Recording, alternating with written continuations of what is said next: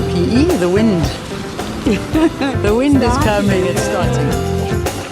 All right, welcome back. We're commenting on the wind. Sorry, you came to us as the wind decided to pick up here in PE.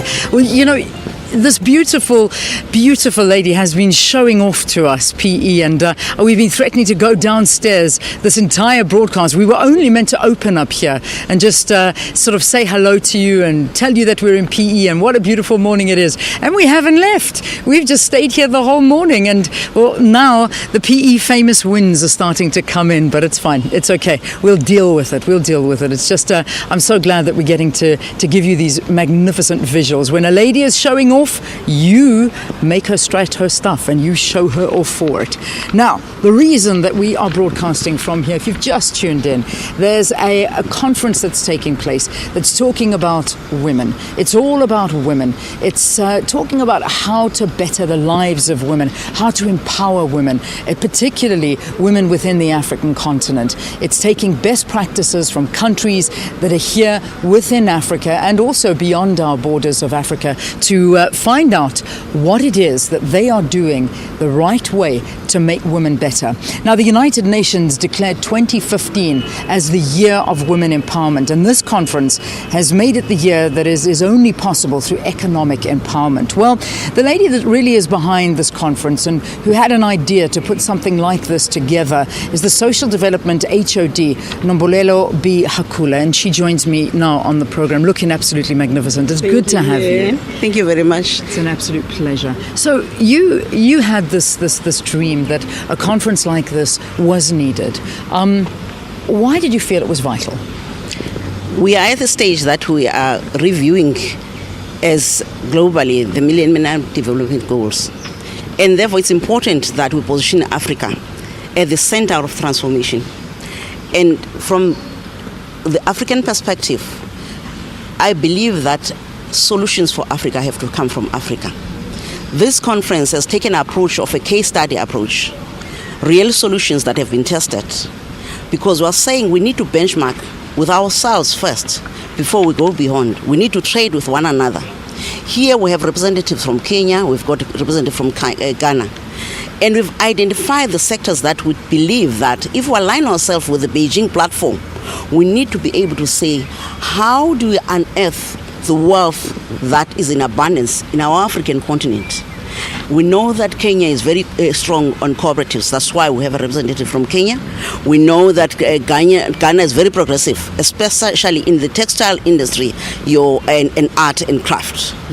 And therefore, we need to be able to position ourselves and make sure that the women are progressing in an integrated manner first, secondly in a sustainable manner. And hence, we took the international theme that make it happen and link it to the position women at the center of the global transformation when it comes to the economic emancipation of women.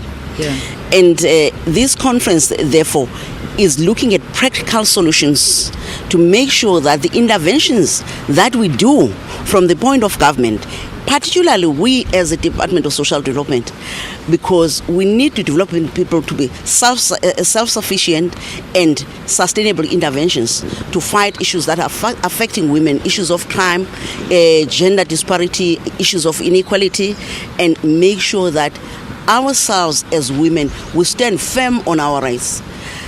Women's issues are a human rights issue. And therefore, we cannot put this in isolation. We want to be in the global space.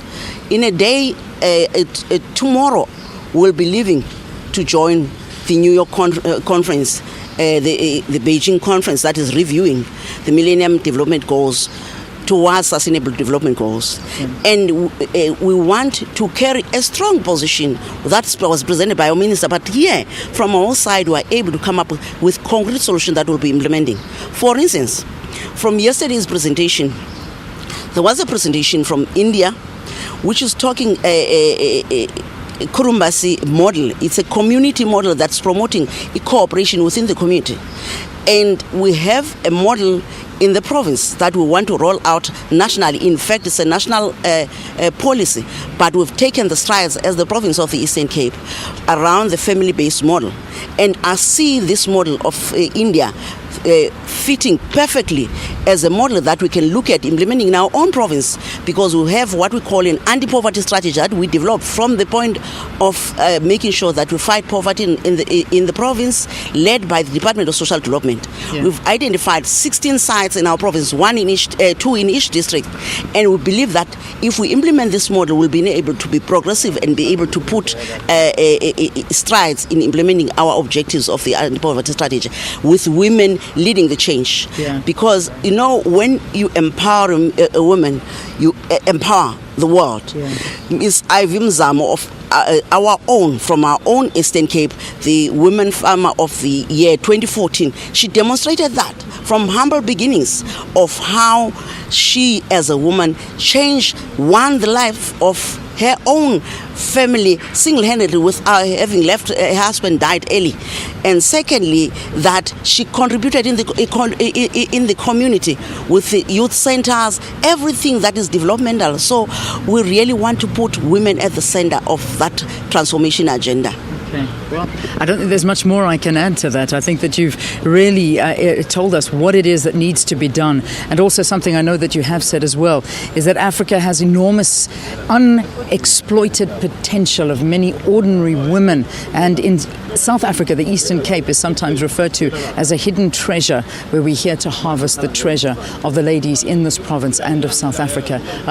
Thank you. I know we've run out of time. I'd love to elaborate more, but Mrs. Nombulelo B. Hackula, the head of the Department of Social Development, thank you very much for talking to us here on Morning Live. Thank you very much, and my pleasure, and goodbye to the listeners. Indeed, and have a good trip to Geneva and to New York, to the conference that's taking place there. I know that our previous guest, the MEC, was going to Geneva, to the United Nations there, where she was also leading a delegation to go and talk about women's issues. All right, let's go back to the Joburg.